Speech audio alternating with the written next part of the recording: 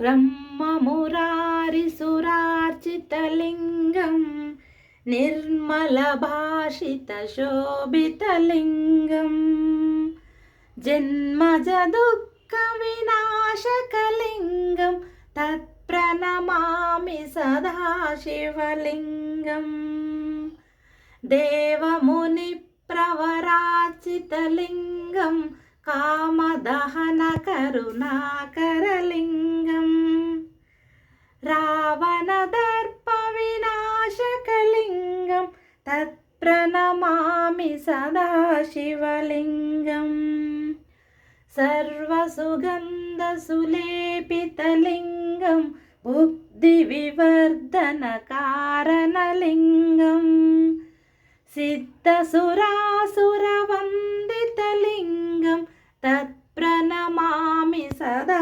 शिवलिङ्गम् कनकमहामणिभूषितलिङ्गं पनिपतिवेष्टितशोभितलिङ्गं दक्षसुयज्ञविनाशनलिङ्गं तत्प्रणमामि सदा शिवलिङ्गम् कुङ्कुमचन्दनलेपितलिङ्गं पङ्कजहारसुशोभितलिङ्गं सञ्चितपापविनाशकलिङ्गं तत्प्रणमामि सदा शिवलिङ्गम् देवगणार्चितसेवितलिङ्गं भावैर्भक्तिभिरेव च लिङ्गं दिनकरकोटिप्रभाकरलिङ्गं तत्प्रणमामि सदा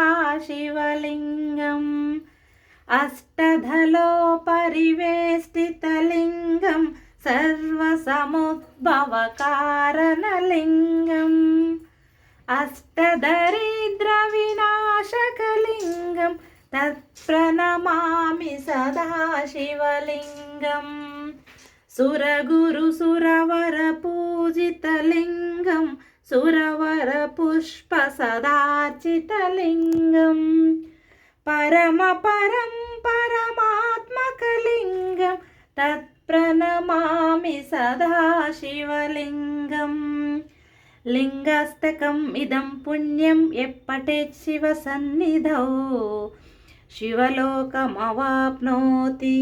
शिवेन सह मोदके। ओम नमः शिवाय।